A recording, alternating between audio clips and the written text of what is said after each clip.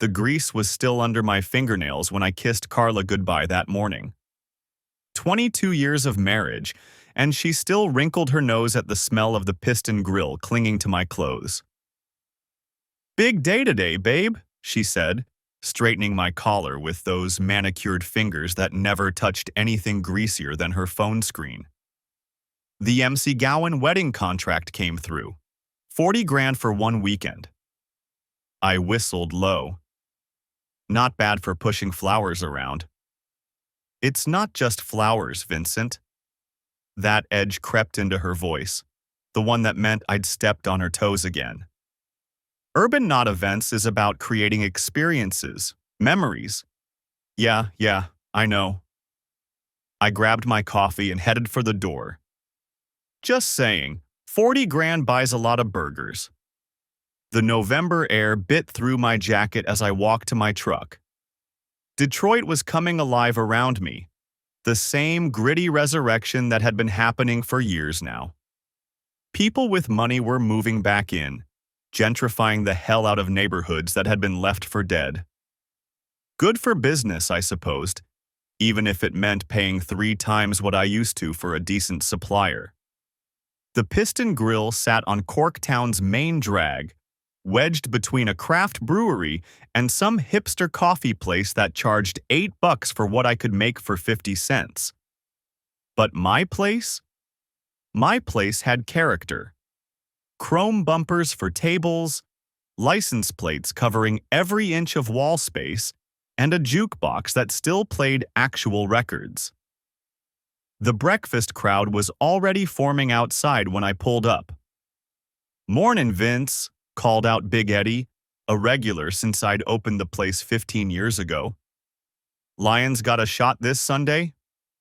"About as much chance as my ex-wife staying sober," I shot back, unlocking the front door. Eddie wheezed out his usual laugh.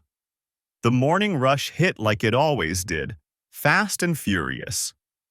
Eggs over easy, hash browns crispy, coffee black. Simple food done right. That was my motto, painted on the wall behind the register in my own handwriting. None of that fancy garbage they served down the street. Tyler showed up around 10, after his classes at the community college. My boy was built like me. Broad shoulders, calloused hands, the kind of guy who could fix an engine and change a tire in the same afternoon. He'd inherited his mother's brains, though, which was probably why he was studying automotive technology instead of just winging it like his old man. "Pop, you seen the news about that new Ford plant?" he asked, tying on his apron. "They're hiring techs at 30 an hour. 30 an hour to tighten the same bolt 8 hours a day?" I flipped a burger, the sizzle drowning out the conversation at table 6. "You'd go crazy in a week." "Better than crazy in debt," he muttered, but he was smiling. Good kid. Practical. The lunch crowd was just starting to thin when my phone rang. Joe Castellanos, my old boss from the garage days, before I'd saved enough to buy this place. We'd stayed close even after I'd traded my wrench for a spatula. "Vince, buddy." Joe's voice sounded tired, older than his 68 years.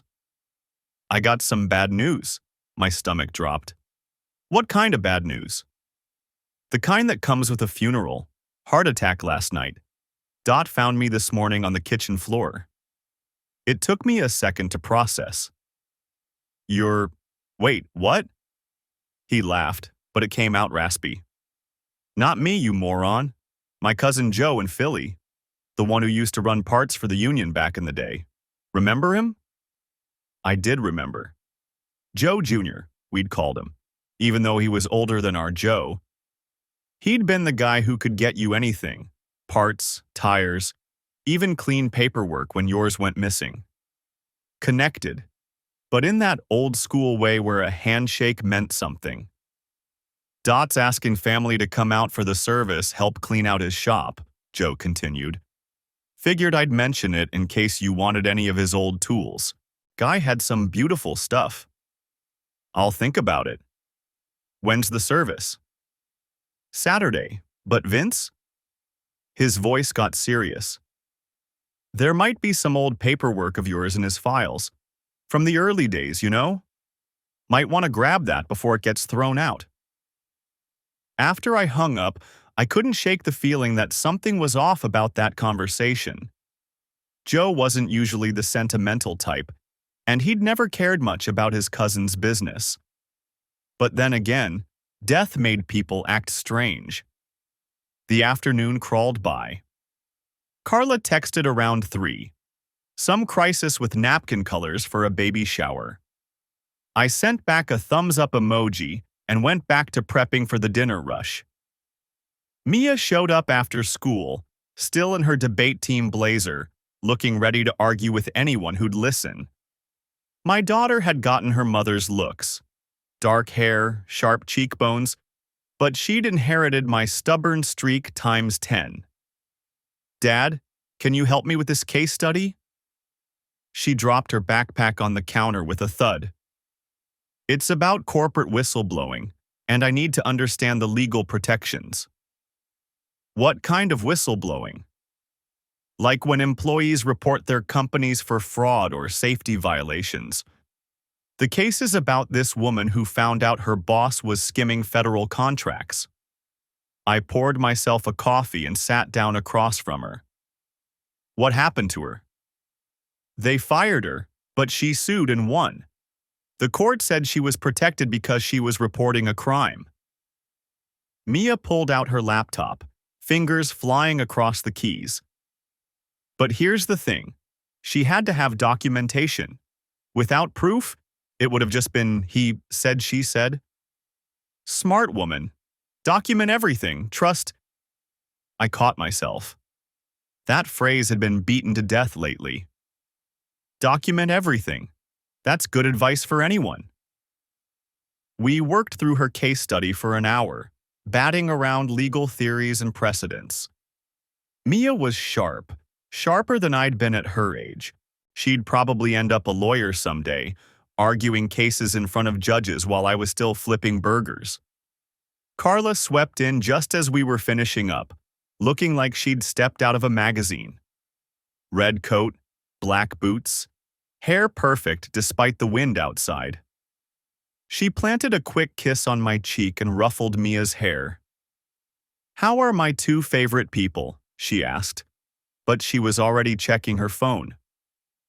Good, Mia said. Dad helped me with my debate case. Did you know that in Michigan, you can sue for wrongful termination if you're fired for reporting a crime? Fascinating, Carla murmured, thumbs moving across her screen. Vince, did you remember we're having dinner with the Hendersons tomorrow? Margaret wants to talk about their anniversary party. I hadn't remembered, but I nodded anyway. Sure thing. And Tyler mentioned something about a summer internship in Philadelphia with one of Joe's old contacts. That got my attention. I looked at Tyler, who was suddenly very interested in wiping down the prep counter. What internship? It's nothing firm, he said quickly. Just this guy who knew Joe Jr. He runs a shop out there, said he might have a spot for a college student. Philadelphia's a long way from home. It's just for the summer, Pop, and the experience would be huge for my resume. Carla looked up from her phone. I think it sounds wonderful. Tyler should see more of the world than just Detroit.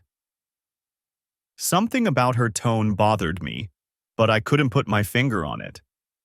Maybe it was the way she said Philadelphia, like she had fond memories of the place. Or maybe I was just tired. We'll talk about it later, I said. Let's see what this contact has to say first. That night, Carla was affectionate in a way she hadn't been in months. She curled up against me on the couch, her hand tracing circles on my chest, while we watched some cooking show she'd picked. Remember when we used to cook together? She asked. You mean when you used to watch me cook, I corrected. You were always too worried about breaking a nail. She laughed, the sound warm and familiar. I wasn't that prissy. You made me open jars because you didn't want to grip them too hard. That was to preserve my manicure. She swatted my arm. A girl has to maintain her standards. Your standards nearly starved us that first year. But we survived, didn't we? Her voice got softer. We made it work. Yeah, I said, kissing the top of her head. We did.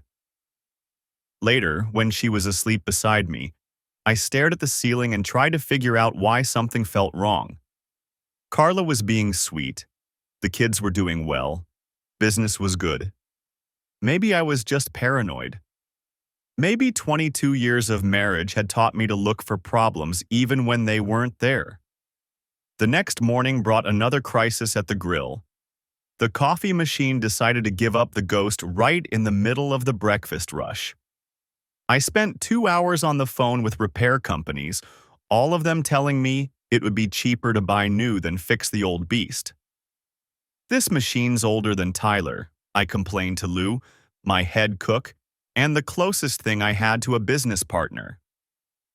Lou had been with me since the beginning, a grizzled ex-Navy cook who could make eggs Benedict blindfolded. And it's been good to us, Lou said, patting the machine like it was a dying pet. But everything's got a lifespan, boss. Including marriages, muttered Eddie from his usual stool at the counter. Thanks for the pep talk, Eddie. Just saying. My ex-wife lasted about as long as that coffee machine. 20 years then, kapow. He made an exploding gesture with his hands. Found out she'd been stepping out with her yoga instructor. Eddie, you're about as uplifting as a flat tire. But I'm entertaining, he shot back, and I tip well. By noon, I'd ordered a new machine and resigned myself to serving instant coffee for the rest of the week. The lunch crowd took it in stride. Most of my regulars were more interested in the food anyway. Tyler came in around 2, looking like he had something on his mind. Pop, can we talk? I wiped my hands on my apron and followed him to the back office, a cramped space that barely fit a desk and 2 chairs. Tyler sat down and immediately started fidgeting with a pencil. It's about the Philadelphia thing, he said. I might want to drop it. Why? Yesterday you seemed excited about the experience. I am. But he set the pencil down and looked at me directly. I found some stuff in the basement when I was looking for Mom's Christmas decorations. Old boxes with her name on them. My stomach tightened. What kind of stuff? Papers, mostly, but also some weird things, like a cassette tape labeled Midnight Drives and a bunch of photos from before you guys got married. He paused. There was also this letter, looked like it was from someone named Jake. The name hit me like a punch to the gut. Jake. I remembered Jake. Tall, smooth-talking guy who'd hit on Carla at our engagement party. She'd laughed it off, said he was just a friend from her college days. What did the letter say? I didn't read it, Tyler said quickly. Wasn't my business, but Mom's name was on the envelope and it was postmarked from Philadelphia. Philadelphia. That word again, like a bad song you couldn't get out of your head. Tyler, listen to me. I kept my voice calm, even though my heart was hammering. Those boxes are your mother's personal things. If she wanted them in the basement, that's where they belong. I know, Pop. I'm not trying to cause trouble, He shrugged. I don't know. Something felt off about it. And with this internship thing happening in the same city, probably just coincidence. But even as I said it, I didn't believe it. In my experience, there were no coincidences, just patterns you hadn't recognized yet. That evening, I couldn't concentrate on anything. Dinner with the Hendersons dragged on forever, with Margaret Henderson describing her vision for their anniversary party in excruciating detail. Carla was in full business mode, taking notes and nodding enthusiastically, but I kept thinking about cassette tapes and letters from Philadelphia. "Don't you think, Vincent?" Margaret's voice cut through my thoughts. "Sorry, what?" "The ice sculpture." Carla suggested a swan, but I was thinking more of a heart shape. "Ice melts," I said. "Maybe stick with flowers." Carla shot me a look that could have frozen the Detroit River. "Vincent's always practical," she said to Margaret, but her tone suggested it wasn't a compliment. We drove home in silence. When we pulled into the driveway, Carla finally spoke. "That was embarrassing." "What was?" "You, checking out during dinner. Margaret Henderson could bring us a lot of business." I was listening. "You were a million miles away."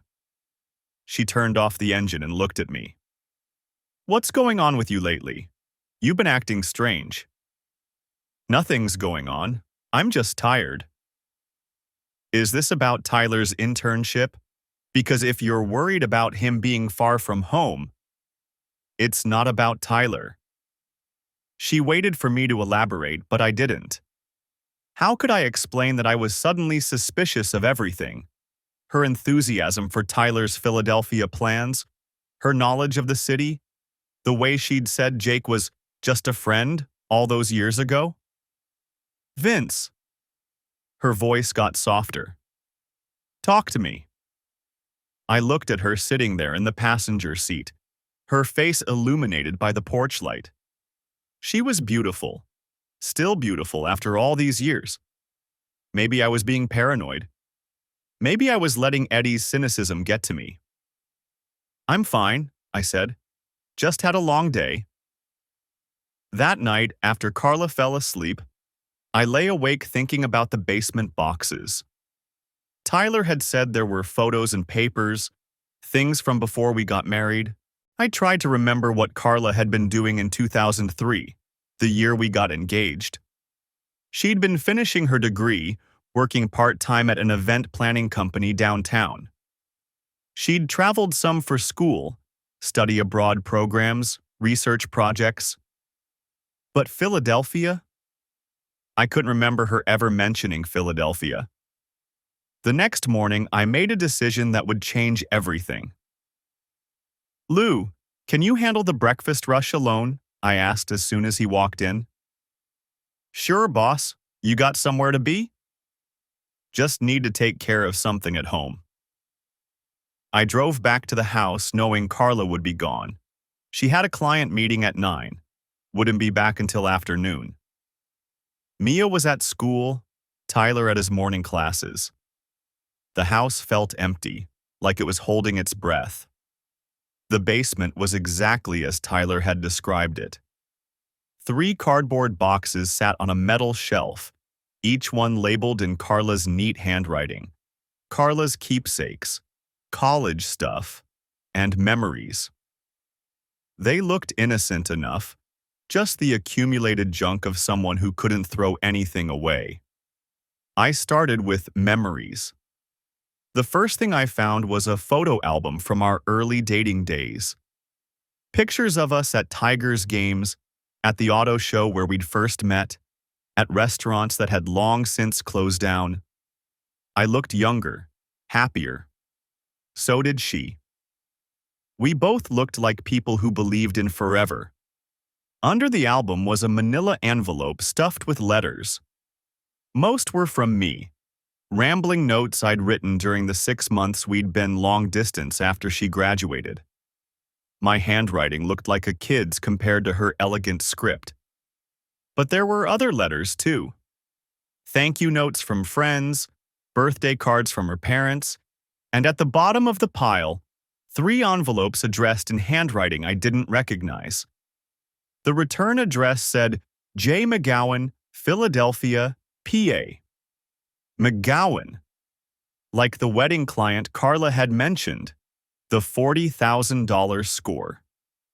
My hands shook as I opened the first letter. It was dated March 2003, about a month after we'd gotten engaged. Carla. Can't stop thinking about last weekend. You felt it too, don't deny it. What we have is real, more real than anything you'll find with your mechanic boyfriend. I know you're scared, but love is supposed to be scary. Call me. Jake. I read the letter 3 times before the words really sank in. Last weekend. March 2003. We'd been engaged for 2 weeks. The second letter was worse. I don't understand why you won't take my calls. Did I misread what happened between us? Because from where I'm sitting, you seemed pretty clear about your feelings. And they weren't feelings for Vincent. I'm not giving up on this, on us. You can play house with him all you want, but you and I both know where you really belong. Come to Philly, just for a weekend. Let me remind you what you're walking away from. The third letter was the shortest and the most devastating. Since you won't answer my calls or letters, I'll make this simple. The offer stands. Always. When you get tired of pretending to be happy, when you realize you settled for safe instead of spectacular, I'll be here. Your real love, Jake. The letters fluttered to the floor as I sank onto the basement steps. 22 years. 22 years of marriage, and she'd been in love with someone else from the very beginning. But that wasn't all. I forced myself to look deeper into the box, past the photo albums and college notebooks. At the very bottom, wrapped in tissue paper like some kind of treasure, was a cassette tape. The label was handwritten in Jake's distinctive scrawl, "Midnight Drives with Jay, copy for C." My hands were steady as I carried the tape upstairs to Mia's room, where she still had an old boombox from middle school. The tape clicked into place, and I pressed play. Jake's voice filled the room, smooth and confident. Track 1, recorded April 15th, 2003. This one's for you, beautiful. What followed was 15 minutes of Jake talking about music they'd shared, places they'd been together, private jokes I didn't understand. But it was clear they'd been intimate, clear they'd shared things that went way beyond friendship. Remember that little motel off I-95? Jake's voice continued. The one with the broken neon sign? God, Carla, you were incredible that night. I still get hard just thinking about the way you... I slammed the stop button so hard the boombox rattled. But there was more on the tape. I fast-forwarded through songs I didn't recognize, past dead air and snippets of conversation. Then, near the end, I found what would destroy everything. Carla's voice, younger but unmistakably hers. Jake, I'm scared. About what? About this. About us. Vincent proposed last month and I said yes, but what? But I can't stop thinking about you, about Philadelphia, about how alive I feel when we're together. Then don't stop thinking about it. Don't marry him, Carla. Marry me. A long pause. Then, I can't. He's safe. He's stable. He loves me. And I don't? You love the idea of me. But Vincent loves all of me, even the boring parts. Even when I'm not exciting or mysterious or whatever it is you see in me. So you're settling for him. I'm choosing him. There's a difference. But Jake wasn't giving up. What if I told you I was ready to settle down? What if I told you I wanted kids, a house, the whole suburban dream? Do you? Another long pause. I want you. However I can have you. The conversation continued, but I couldn't listen anymore. I knew how it ended, with Carla walking down the aisle to me while her heart belonged to someone else. I rewound the tape and listened to it again. Then again. By the fourth time through, I had memorized every word, every pause, every breath. My wife had settled for me. She'd chosen safety over love, stability over passion. And for 22 years, I'd been living with someone who saw me as the consolation prize. I looked at the timestamp on the recording. April 15th, 2003. 3 weeks before our wedding. The basement seemed to spin around me. I stumbled upstairs and into the bathroom, barely making it to the toilet before I threw up. When there was nothing left in my stomach, I sat on the bathroom floor and tried to process what I'd learned. Carla had cheated on me. Not physically, maybe, though that conversation suggested otherwise, but emotionally, completely. She'd been in love with another man when she married me, and apparently that love had continued well after our wedding. But why keep the letters? Why keep the tape? Either she was sentimental about her betrayal, or it hadn't ended. I thought about her sudden interest in Tyler's Philadelphia internship, her easy familiarity with the city's name. I thought about the McGowan wedding contract. $40,000 from a client with the same last name as her former lover. The same last name. I made it back to the basement, this time searching with purpose. In the college stuff box, I found grade reports, research papers, and a travel journal from what she'd called her semester abroad program. But it wasn't a semester abroad. According to the journal entries, she'd spent 3 months in Philadelphia, working as an intern for something called McGowan Events. The same company, I realized, that was now paying her $40,000 for one wedding. The journal entries were casual at first, complaining about her supervisor, describing the Philadelphia food scene, noting interesting venues she'd visited. But by the second month, Jake's name started appearing regularly. Jake took me to this amazing restaurant in Old City. He knows everyone there. Turns out his family has connections all over the event planning world.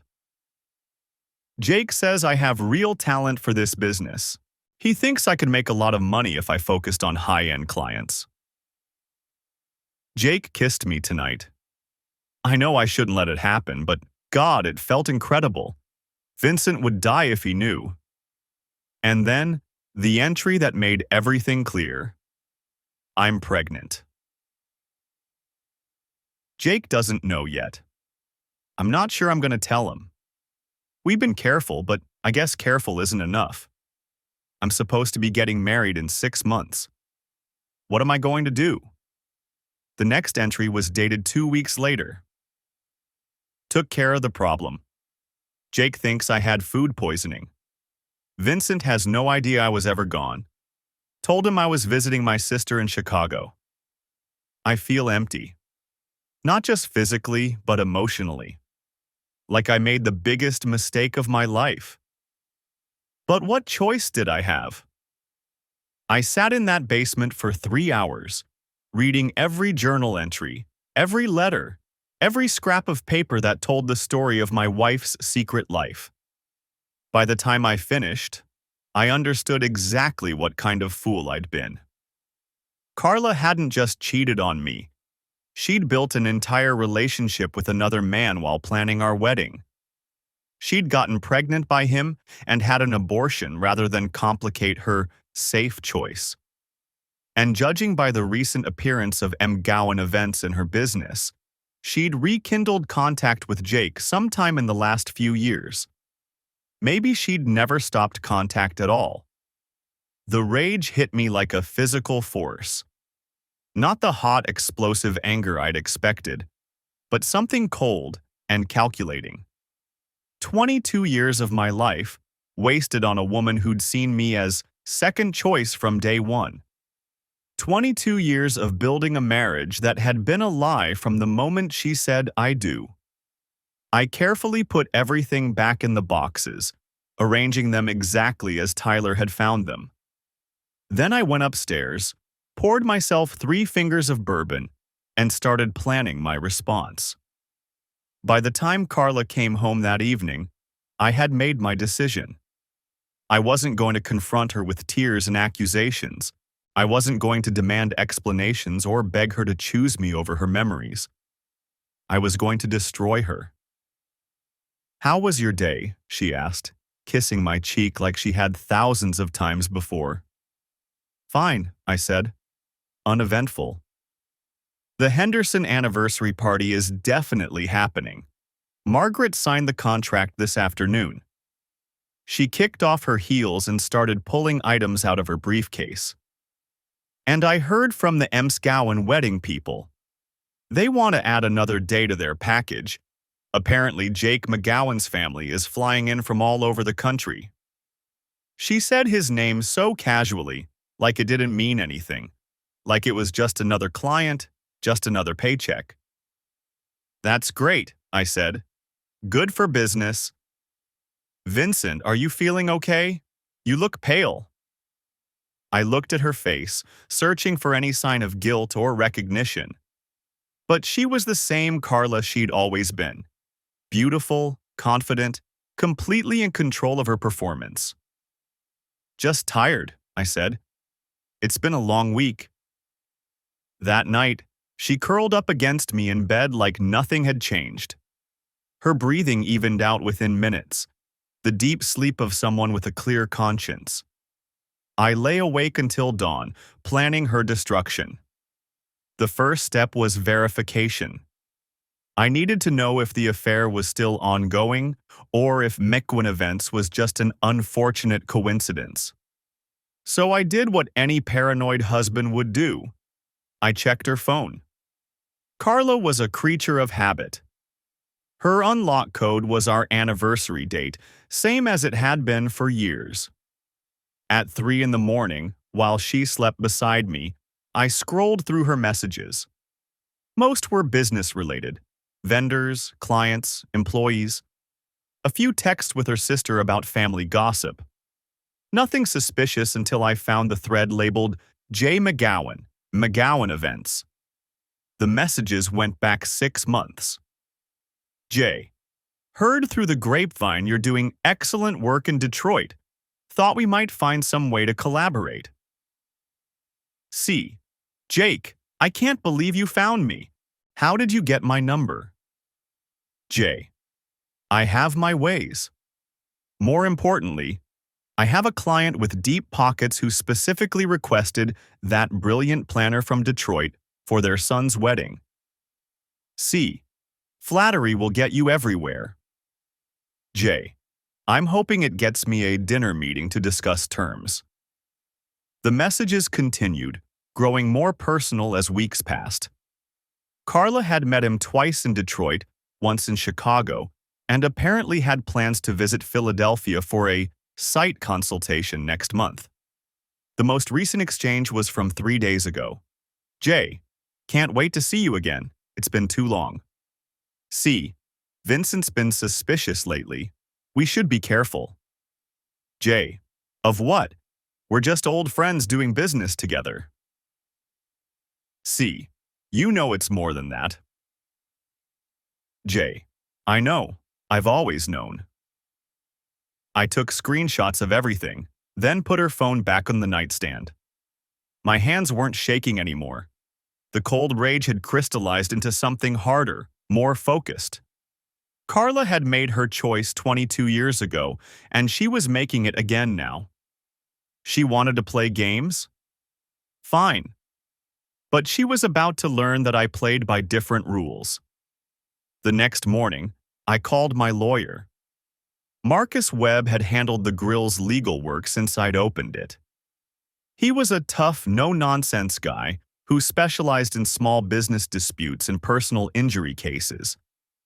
Not exactly a divorce attorney, but he'd know who to recommend. Vince, good to hear from you. What can I do for you?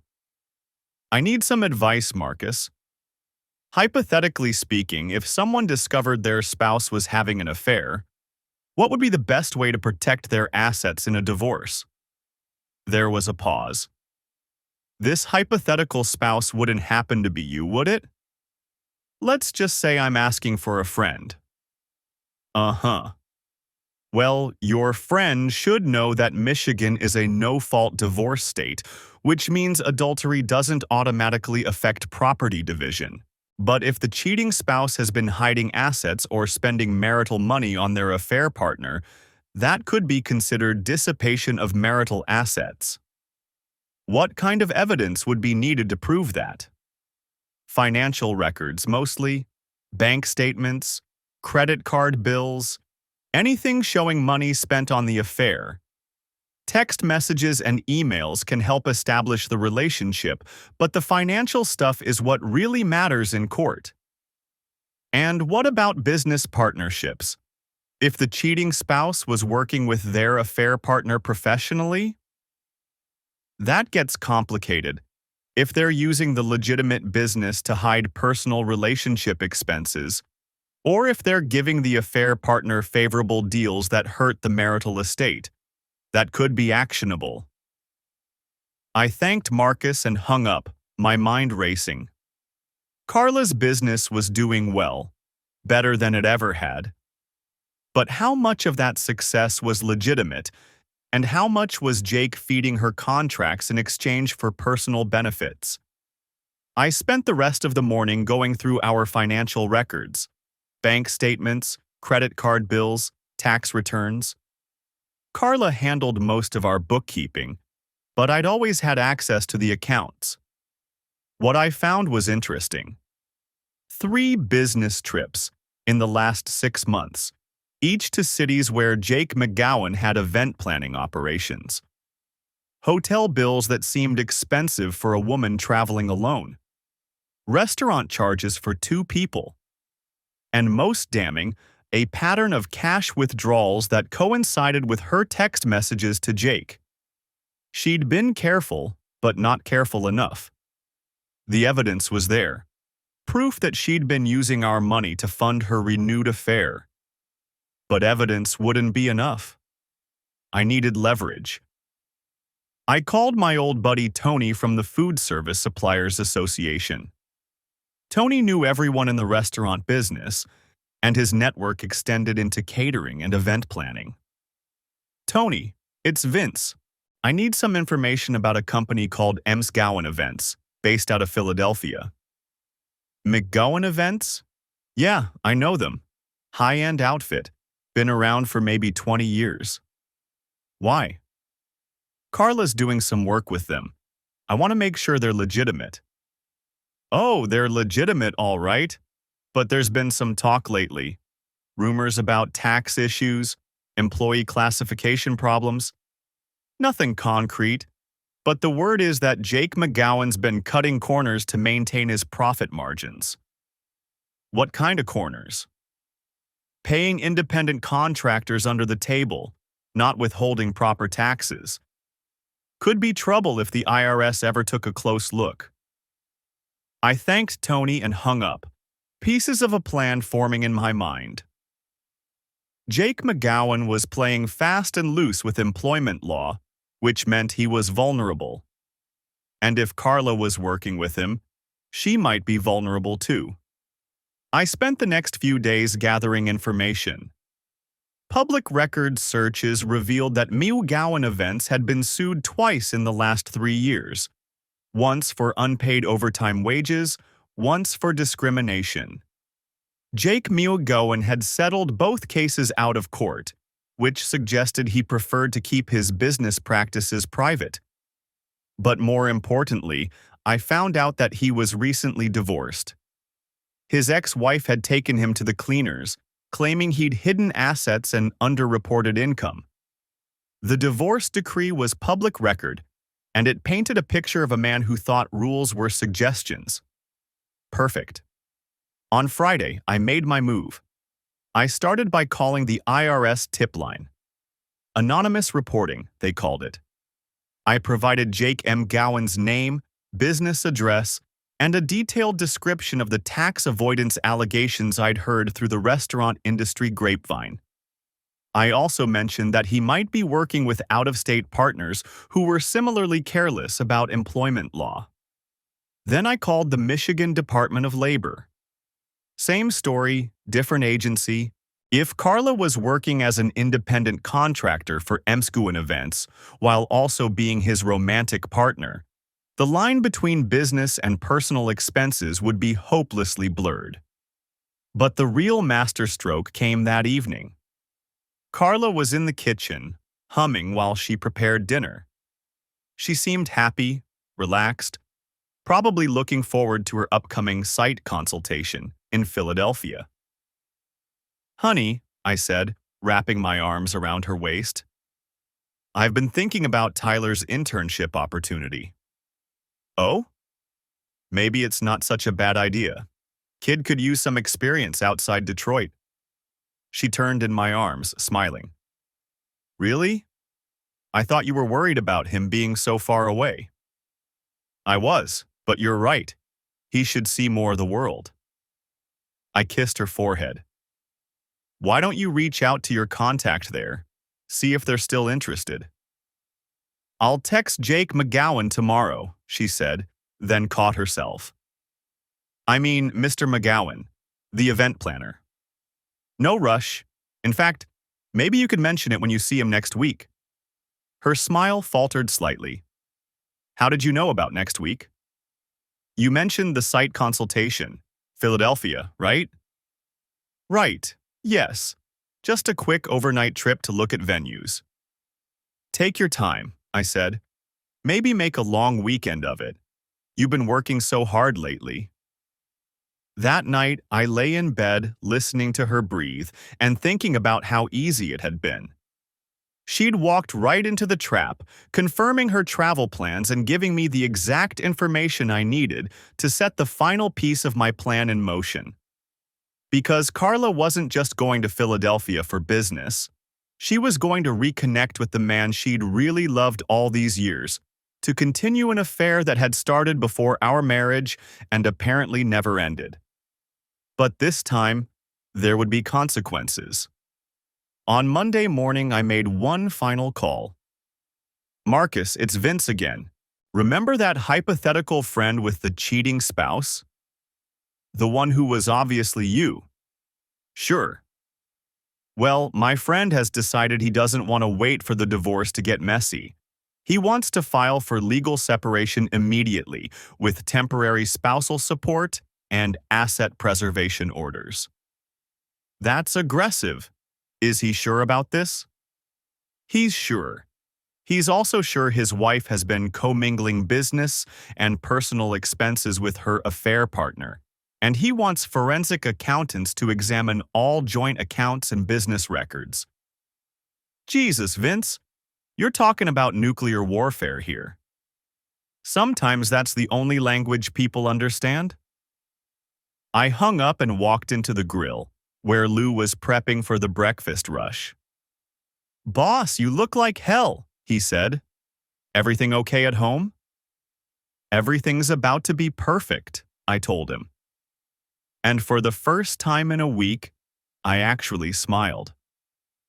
Carla left for Philadelphia on Thursday morning, kissing me goodbye with lips that had been lying to me for over 2 decades. She promised to call when she landed, to text updates about the venue consultations. I promised I'd be thinking about her. An hour after her plane took off, I drove to Marcus Webb's office and filed for divorce. The petition included demands for immediate asset preservation, temporary spousal support, and full financial disclosure. I attached the screenshots from her phone, the bank records showing suspicious expenses, and a detailed timeline of her communications with Jake McGowan. But that was just the opening move. That afternoon, I called every major client on Urban Knot Events' roster. Not to badmouth Carla, that would have been unprofessional. Instead, I offered them something better. "Mrs. Henderson, this is Vincent from the Piston Grill. I know you're working with my wife on your anniversary party, but I wanted to let you know about an alternative option that might save you some money." I'd spent the morning researching Carla's competitors, finding event planners who could offer similar services at better prices. By the end of the day, I'd connected 3 of her biggest clients with her rivals. But the real damage was yet to come. Friday morning, while Carla was texting me about the amazing venues she was touring, I made a call to the Detroit Free Press, specifically to a journalist named Sarah Fry, who specialized in business fraud and corruption. Ms. Fry, I have a story about tax evasion and employment law violations in the event planning industry. It involves a Philadelphia-based company that's been operating in Michigan without proper licensing. What kind of violations? Misclassifying employees as independent contractors, failing to withhold proper taxes, using interstate commerce to avoid labor law compliance. The kind of stuff your readers love to hear about. Do you have documentation? I can get it. The company is Gowan Events, and they've been working with several Detroit area planners who may not realize they're participating in a tax avoidance scheme. Sarah Fry was interested. Very interested. We arranged to meet the following Monday to review the evidence I'd been gathering. By the time Carla returned from Philadelphia on Sunday evening, the foundation of her business empire was already cracking. She came home glowing, full of stories about productive meetings and exciting opportunities for collaboration. She showed me pictures of venue spaces, talked about the potential for expanding into the Philadelphia market, mentioned how professional and insightful Jake McGowan had been. He really understands the high-end event market, she said, unpacking her suitcase. And he has connections all over the East Coast. This could be huge for Urban Knot.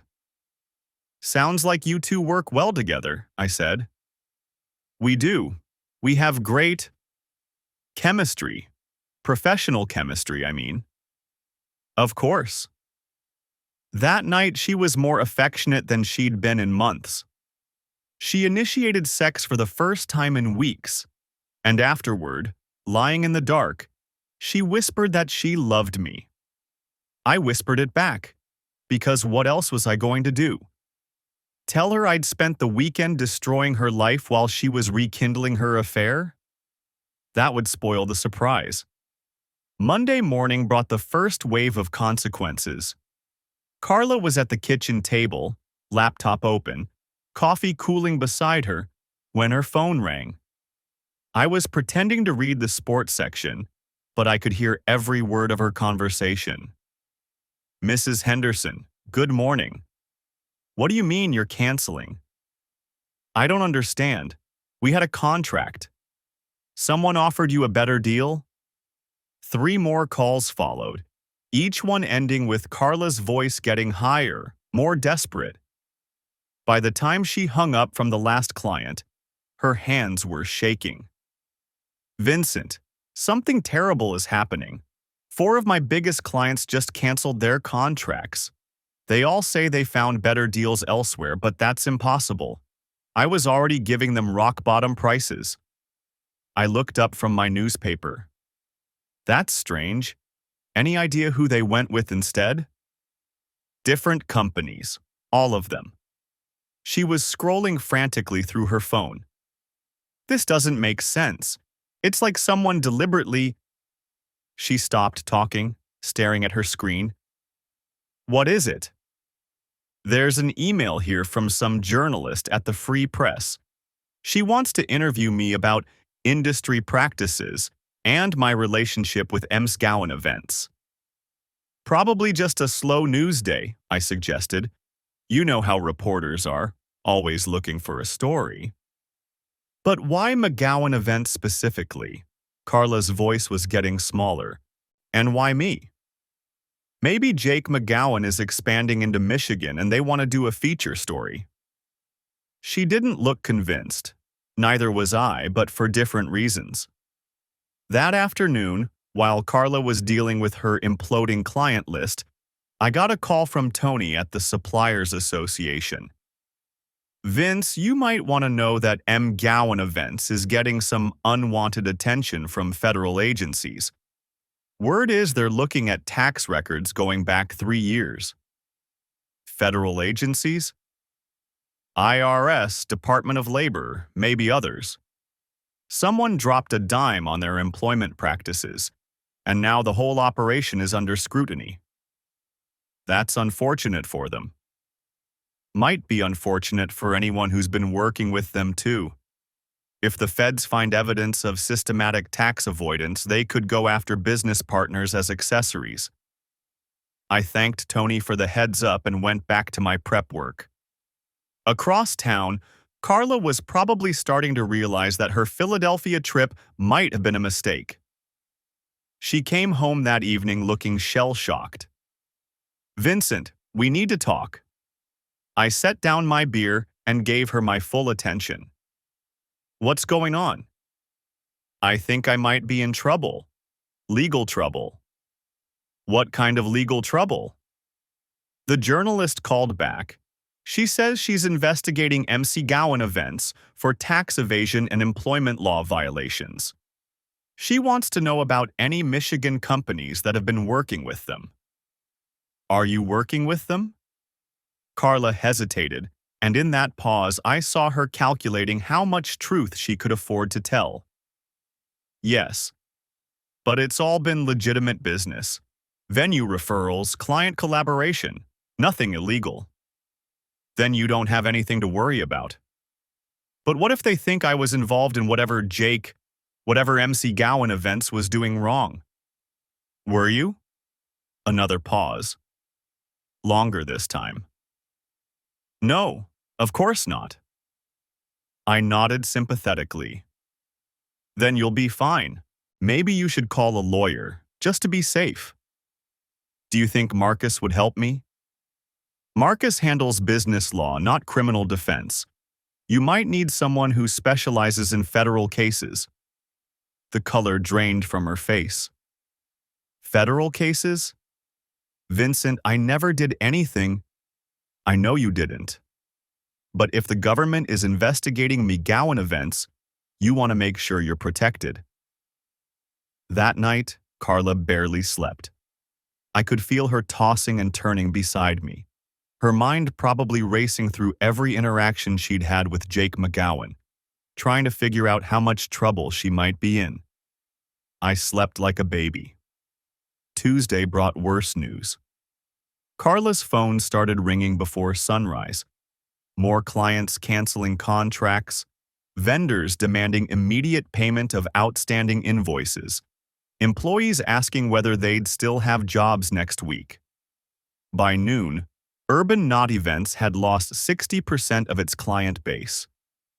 "I don't understand what's happening," Carla said, pacing around our living room like a caged animal.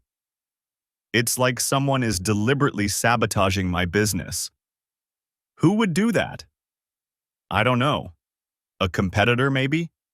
Someone who wants to drive me out of the market?" "Have you made any enemies lately?" She stopped pacing and looked at me with an expression I couldn't read. "No. At least, I don't think so." But I could see her mind working, trying to connect dots that didn't quite fit together yet. Wednesday afternoon, the Free Press article came out. "Philadelphia Event Company under federal investigation," read the headline. Sarah Fry had done excellent work, detailing the allegations against M. Gowan Events, and noting that several Michigan-based event planners had worked with the company in recent months. Carla's name wasn't mentioned specifically, but anyone in the Detroit event planning community would know exactly who the article was talking about. "This is a disaster," Carla said, staring at her laptop screen. "Even if I'm not charged with anything, my reputation is destroyed. No one's going to want to work with me if they think I might be under federal investigation." "Maybe it will blow over," I suggested. "These business scandals usually do." "Not when they involve the IRS," she said. "Vincent, I think I need to tell you something." My heart started beating faster, but I kept my expression neutral. "What?" "Jake McGowan and I, we have history. from before we got married. I should have told you about it when he first contacted me, but I didn't think it mattered. What kind of history? We dated, in college. It was serious for a while, but it ended when I moved back to Detroit. And now he's contacted you again. Yes, but it's been strictly business, I swear. Professional collaboration. I nodded like I believed her. When you say serious, we talked about marriage, about a future together. But he wasn't ready to settle down and I was tired of waiting. So I chose stability over uncertainty. She looked at me with something that might have been guilt. I chose you. And you've never regretted that choice? No, never. But her eyes said something different. Her eyes said she'd been regretting it for 22 years. Then you don't have anything to worry about, I said. If it was just business between you two, you'll be fine. That night, I waited until Carla was asleep before I checked her phone again. The messages to Jake had taken on a desperate tone. C. The FBI called today. They want to interview me next week. J. About what? C. About our business relationship. They have records of payments you made to Urban Knot. J. Those were legitimate referral fees. C. Were they? Because my accountant says some of the amounts don't match the services provided. J. Carla, we need to get our stories straight before you talk to them. C. Our stories. Jake, please tell me you weren't doing anything illegal. J. Of course not. But sometimes the government sees patterns that aren't really there. C. What does that mean? J. It means you should probably get a lawyer. The final message was from earlier that evening. C. Vincent knows about us, about our past. He's being supportive, but I'm scared. J. How much does he know? C. I told him we dated in college. Nothing about the affair. J. Good. Keep it that way. C. I'm scared, Jake. What if they find out about Philadelphia? About the money? EJ. They won't. Just stick to the story. We're old friends who reconnected for business purposes. C. And if they find out about last weekend? J. They won't, unless you tell them. I put the phone back and lay down beside my wife, listening to her pretend to sleep. She was scared. Scared of the FBI, scared of losing her business, scared of me finding out the truth. But she wasn't scared enough. Not yet. Thursday morning, I made one final call. Marcus, I want to amend the divorce petition. What kind of amendment? I want to add allegations of criminal conspiracy and racketeering. My wife has been working with a known tax evader to defraud the federal government. Jesus, Vince, are you sure about this? I'm sure. I have evidence that she's been receiving unreported payments from MSCU events in exchange for services that may not have been properly documented. This could destroy her. That's the idea. Friday afternoon, Carla received a letter from Marcus Webb's office notifying her that I had filed for divorce and requesting immediate disclosure of all business records related to McGowan events. She was sitting at the kitchen table when I got home from the grill, the letter open in front of her, tears streaming down her face. Vincent, please tell me this is some kind of mistake. I sat down across from her, folding my hands on the table. It's not a mistake. But why? I don't understand what's happening. Don't you? She stared at me, and for the first time since I'd known her, Carla was completely speechless. I found the letters, I said quietly. I found the tape. I know about Philadelphia, about Jake, about the abortion, about all of it. The color drained from her face so quickly I thought she might faint. Vincent, I can explain. 22 years, Carla. 22 years you let me believe that you chose me, that you loved me, that our marriage meant something. I did choose you. I do love you. You settled for me. There's a difference. She was crying harder now, mascara streaming down her cheeks. That's not true. Yes, I had feelings for Jake, but that was a long time ago. I chose to marry you because I was safe, because I was stable, because you knew I'd take care of you even if your heart belonged to someone else. My heart belongs to you. Does it? Because your text messages suggest otherwise? Her face went white. You've been reading my messages? Anniversary date. Still your unlock code after all these years. I leaned back in my chair. Kind of ironic, isn't it? Using the date of our sham wedding to protect your real love affair. Vincent, please. Yes, I made mistakes. Yes, I should have been honest with you from the beginning. But we can work through this. No, we can't. Why not? We've built a life together. We have children together. We have 22 years of marriage. We have 22 years of you lying to me. She reached across the table trying to take my hand, but I pulled away. You had an affair before we got married, I continued. You got pregnant by another man and had an abortion rather than tell me the truth. You've been rekindling that affair for months, using our money to fund your trips to see him. And now, you're potentially facing federal charges because you couldn't keep your business and personal life separate. The federal thing isn't what you think. What I think is that you've been taking unreported payments from your lover's company and not declaring them as income.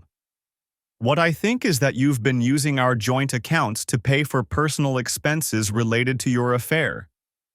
What I think is that you've built your entire recent business success on your relationship with a man who's now under federal investigation.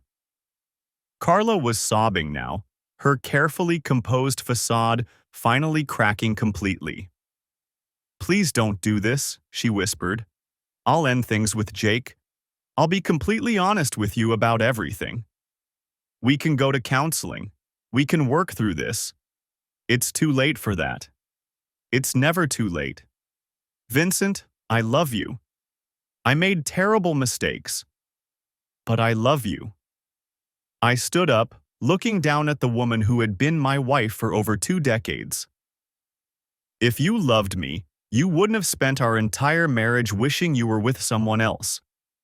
If you loved me, you wouldn't have rekindled your affair the minute Jake McGowan came back into your life. If you loved me, you wouldn't have used our money to fund romantic trips to see another man. I never meant for it to happen again. It just did. And that's exactly why this marriage is over. I walked toward the door, then turned back. The kids will be staying with me. Tyler's already decided against the Philadelphia internship. Funny how he lost interest once he found out about your connection to the city. Mia knows something's wrong, but not what. I'll let you decide how much of the truth you want to tell them. Vincent, please, pack whatever you need for the next few weeks. I want you out of the house by Sunday. Where am I supposed to go? I don't know. Maybe Jake McGowan has room for you in Philadelphia. Vincent. But I was already walking away. I spent that weekend at the grill, working 18-hour days and trying not to think about the fact that my marriage was over. Lou and the rest of my crew rallied around me, asking no questions but making it clear they had my back. Boss, you need anything at all. You just say the word, Lou told me on Saturday evening as we were closing up. Thanks, Lou. I appreciate that. For what it's worth, I always thought you deserved better. What makes you say that? The way she looked at you sometimes. Like you were, I don't know, like you were a comfortable chair instead of the love of her life. I'd never realized other people had noticed. But then again, maybe I'd been too close to the situation to see what was obvious to everyone else. Sunday evening, I came home to an empty house. Carla had taken her clothes, her laptop, her personal items. She'd left her keys on the kitchen counter along with a handwritten note. Vincent, I know you don't believe me, but I want you to know that I do love you. I've always loved you, even when I was confused about what I wanted.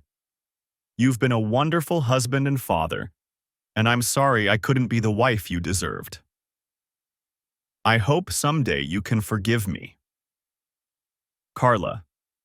I read the note twice, then threw it in the trash. The next few weeks were a whirlwind of legal meetings, financial disclosures, and awkward conversations with the kids. Tyler took the news better than I'd expected. Apparently, he'd had his suspicions for a while. Mia was devastated, but she rallied when I explained that none of it was her fault. Is Mom going to jail? She asked one evening while we were going over her homework. I don't know. Maybe. Do you want her to go to jail? It was a fair question, one I'd been asking myself for weeks.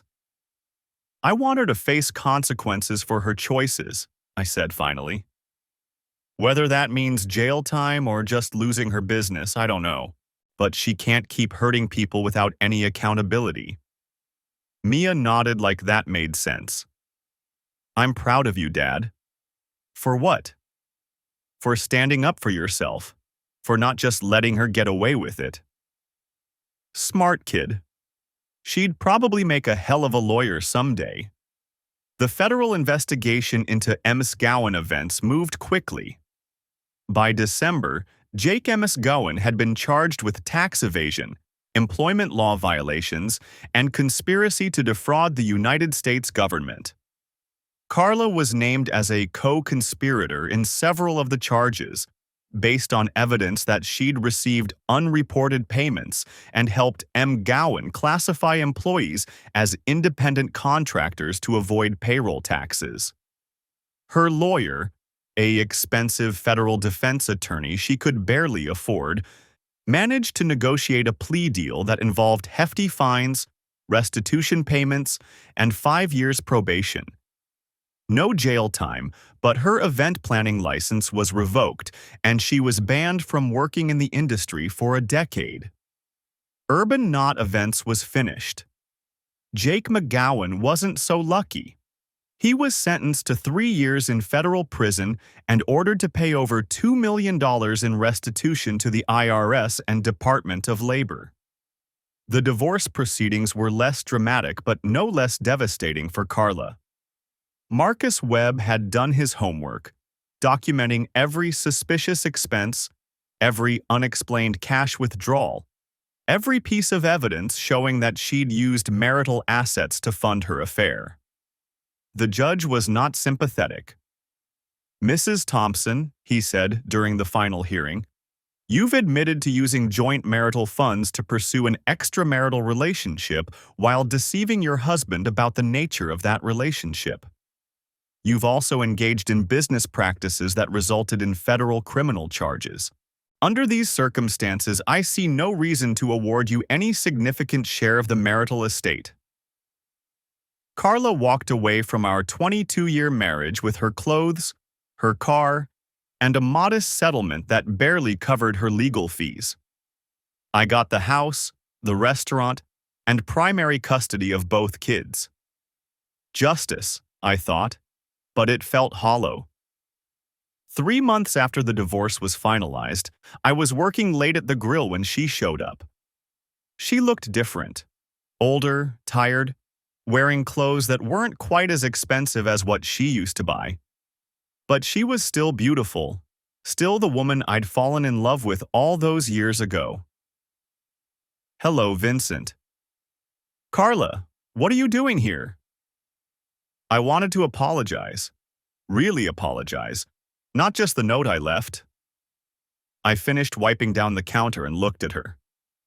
Okay, I'm listening. You were right about everything. I did settle for you. I did spend our entire marriage comparing you to Jake, wondering what my life would have been like if I'd made different choices. She took a shaky breath. And I was wrong. Not just wrong about Jake. He turned out to be exactly the kind of person who would drag me into a federal conspiracy, but wrong about what love really means. What's your point, Carla? My point is that you loved me completely, honestly, faithfully, for 22 years. You built a life around me, made me the center of your world, gave me everything I said I wanted, and I threw it all away for a fantasy. Yes, you did. I'm not asking you to take me back. I know that's impossible. I just wanted you to know that I finally understand what I lost. I studied her face, looking for signs of manipulation or self-pity, but all I saw was genuine regret. I appreciate that, I said, but it doesn't change anything. I know, I needed to say it. She turned to leave, then paused at the door. For what it's worth, Vincent, you're going to make some woman very happy someday, and she'll be smart enough to know what she has. After she left, I sat in my empty restaurant and thought about forgiveness. Whether I owed it to her, whether I owed it to myself, whether holding on to anger was hurting me more than it was hurting her. But the truth was, I wasn't angry anymore. The cold rage that had fueled my revenge had burned itself out months ago, leaving behind something calmer but no less final. I didn't forgive Carla because forgiveness implied that what she'd done was forgivable. 22 years of living a lie, of making me her second choice while pretending I was her first. That wasn't a mistake or a moment of weakness. That was a deliberate choice to build our entire marriage on a foundation of deception. I didn't hate her anymore, but I didn't forgive her either. I simply accepted that she was who she'd always been, and I was finally free to stop pretending otherwise. 6 months later, I started dating someone new. A woman named Linda who owned a small catering business and understood the restaurant industry. She was straightforward, honest, the kind of person who said what she meant and meant what she said. The first time she told me she loved me, I believed her. Tyler finished his automotive technology program and took a job at a shop in Dearborn. He moved out of the house but came by the grill regularly, sometimes bringing his new girlfriend. He seemed happy, more confident than he'd been when his mother was still around. Mia threw herself into debate team and academics, earning a full scholarship to the University of Michigan. She planned to study law, she said, because she wanted to help people who'd been lied to get justice. I was proud of both my kids. They'd survived their mother's betrayal and come out stronger on the other side. As for me, I kept running the Piston Grill, serving simple food to honest people who paid their bills and told the truth about what they wanted. It wasn't a complicated life, but it was a real one. And after 22 years of living with someone who couldn't tell the difference between love and settling, real was exactly what I needed. Some people would say I should have tried harder to save my marriage, that I should have been willing to work through Carla's betrayal with counseling and forgiveness. But those people had never spent 2 decades as someone's consolation prize. I'd learned the hard way that you can't build a life with someone who wishes they were somewhere else. You can't love someone into choosing you over their real desires. And you can't forgive someone who isn't actually sorry for what they did. Just sorry they got caught. Carla had made her choice a long time ago. She'd chosen safety over passion, stability over love, me over Jake. But she'd never stopped regretting that choice, never stopped wondering what might have been. Well, now she knew. And so did I. The Piston Grill was still packed every morning, still serving the best breakfast in Corktown. The Lions were still losing more games than they won. Detroit was still rebuilding itself one neighborhood at a time. But I was different. Harder in some ways, but also more honest about what I would and wouldn't accept from the people in my life.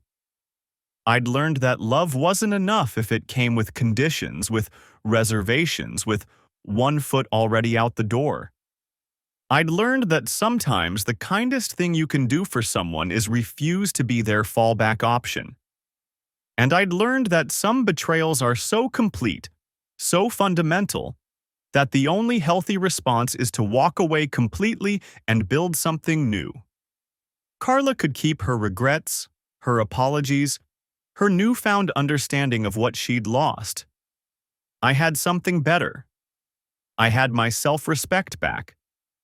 And unlike everything else in my marriage, that was mine to keep.